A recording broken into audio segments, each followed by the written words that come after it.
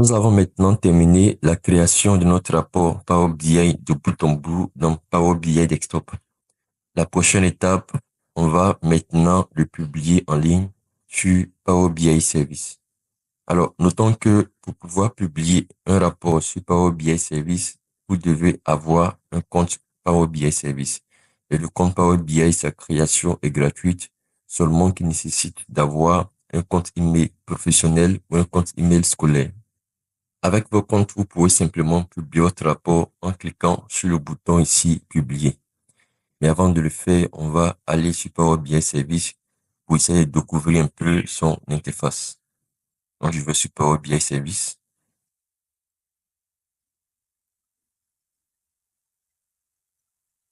powerbi.com.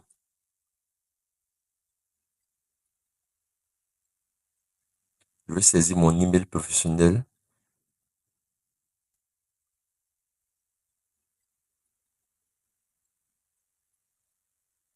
Microsoft va vérifier si j'ai déjà un compte Power BI. Si ce n'est pas le cas, je serai invité à le créer avec mon email professionnel. Donc, je vais aller sur envoyer.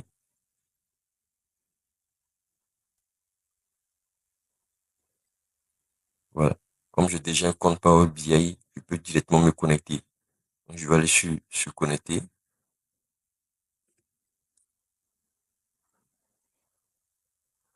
Voilà. Connexion validée.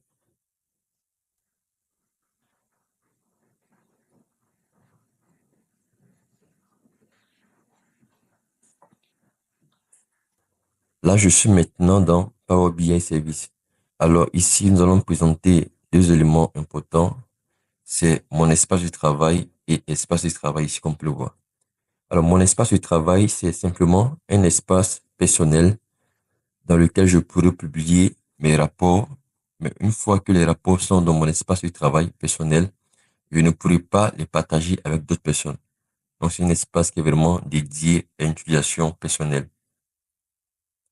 Si jamais je dois partager le rapport avec d'autres personnes, alors je vais venir dans espace de travail pour pouvoir créer un espace partagé en cliquant sur le bouton nouvel espace. Dans le cadre de cette formation, c'est juste pour une utilisation personnelle, donc nous n'allons pas créer d'espace de travail. Donc nous allons maintenant retourner sur notre rapport Power BI afin de pouvoir le publier dans mon espace de travail. Voilà, je vais maintenant aller sur le bouton publier. On me demande d'enregistrer toutes les modifications qui ont été effectuées. Donc, je vais aller sur enregistrer. Alors là, je dois renseigner mon email professionnel, celui que j'ai utilisé pour pouvoir créer le compte Power BI.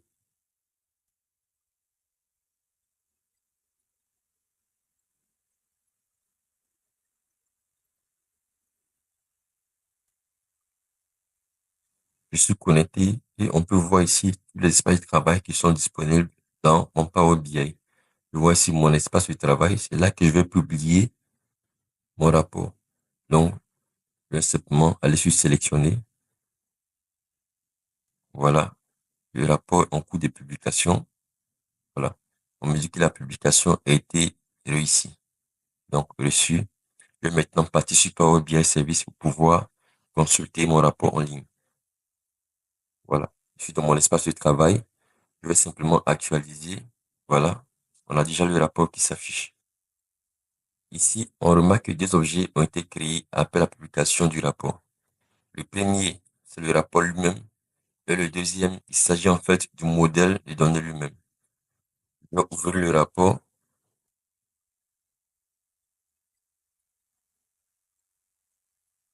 Alors, voici mon rapport Power BI qui est en ligne. Ici, je peux voir les différentes pages qui s'affichent ici. La page statistique, la page détail vente.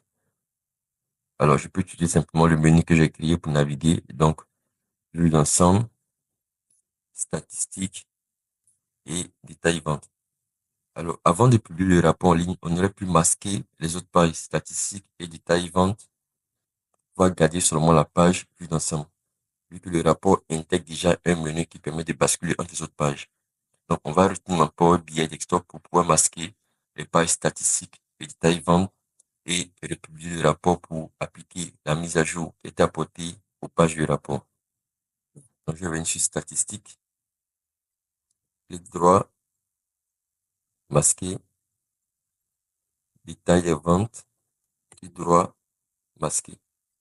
Alors, en le faisant, on voit que dans le menu, on ne voit plus les pages masquées. Alors, je vais simplement sélectionner le menu, aller dans page et je vais ici cocher l'option afficher les pages masquées. Voilà.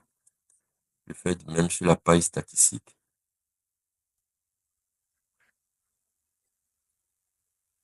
et sur la page vue d'ensemble. Voilà. Alors, je peux maintenant publier mon rapport. Donc, je vais le publier à nouveau. Réitérer les modifications. Voilà. Le même espace de travail. Sélectionner. Voilà.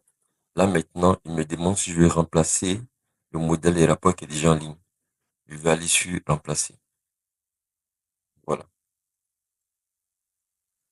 On repart dans Power BI Service. Je vais actualiser.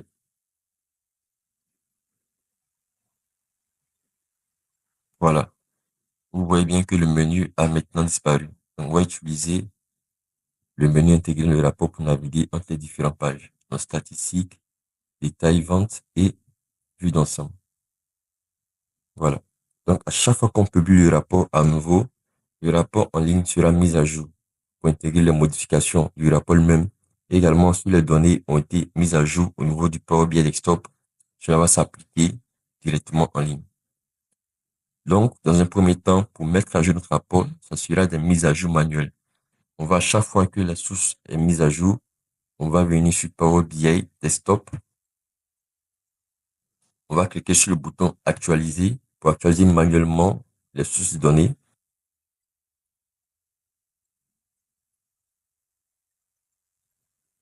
Je vais venir cliquer à nouveau sur le bouton publier afin de mettre à jour les données en ligne.